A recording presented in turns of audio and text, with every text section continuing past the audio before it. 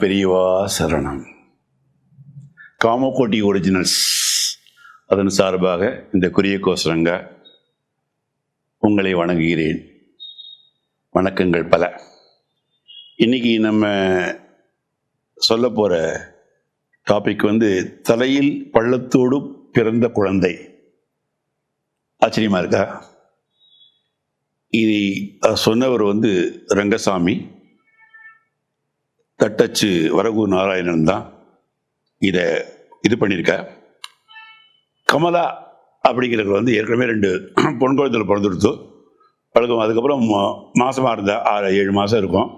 அப்படியே மாமா கூட்டிகிட்டு அப்போ பண்டரிபுரத்தில் இருந்திருக்கார். அது பெரியவா கேம்ப்பு. அங்கே கூட்டின்னு போயிருக்கா பெரியவாளை தரிசிக்க.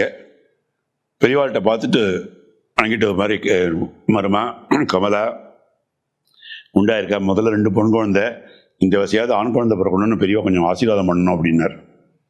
அதுக்கு பெரியவா சொன்னேன், ஏண்டா 2 பொன் குழந்தை அதிகங்கிற? ஐயோ, யாருக்கு பதில் சொல்ல முடியுமா யாராவது? அப்படி இல்லை பெரியவா அப்படின்னார்.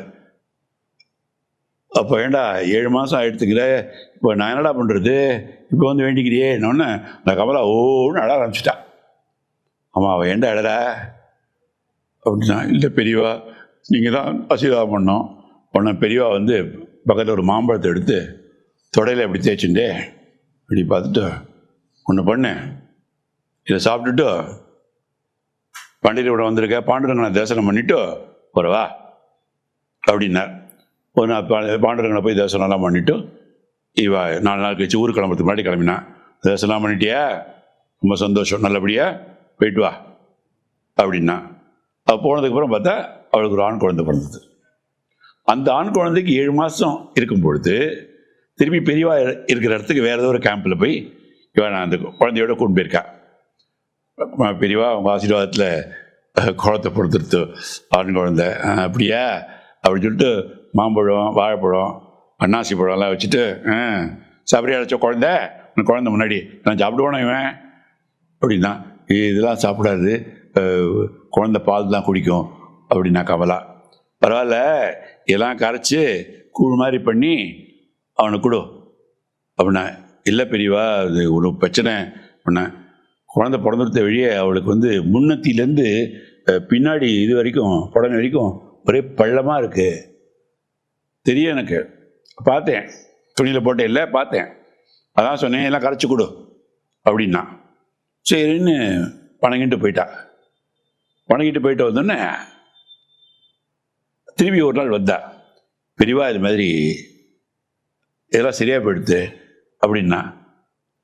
ஏன் முதல்ல இருந்தது, ஏன் சரியாக போச்சு உனக்கு தெரியுமோ? தெரியாது பெரியவான்னு. எப்போவுமே பண்டரிபுரம் பாண்டுரங்கன் தலையில் ஒரு பெரிய பள்ளம் இருக்கும். எப்போவுமே தலைப்பா தான் போட்டுருப்பார் அவர் பாண்டுரங்கன். 5 ரூபா கொடுத்தாருனாக்கா தலைப்பாயை நீக்கிட்டு தலையில் தொட்டு பாப்பா எல்லாரும் தொட்டு கும்பிடுவா. அந்த மாதிரி இந்த குழந்தை அங்கே பிறந்ததுனால பண்டிகைபுரத்தில் தலையில் பள்ளமாக இருந்திருக்கு. அதனால தான் அப்படி ஆயிருக்கு. அதுக்கு தான் அதை கொடுக்க சொன்னேன். எல்லாம் சரியாயிடும் அப்படின்னு நினச்சேன். அது எப்படி சரியாயிடுது அப்படின்னா, ஒரே சந்தோஷம் அவளுக்கு. நமஸ்காரம் நமஸ்காரம் நமஸ்காரம் சொல்லிட்டு கண்ணில் தண்ணியோட வணக்கம் சொல்லிட்டு போனான். மகா பெரியவா சரணம்.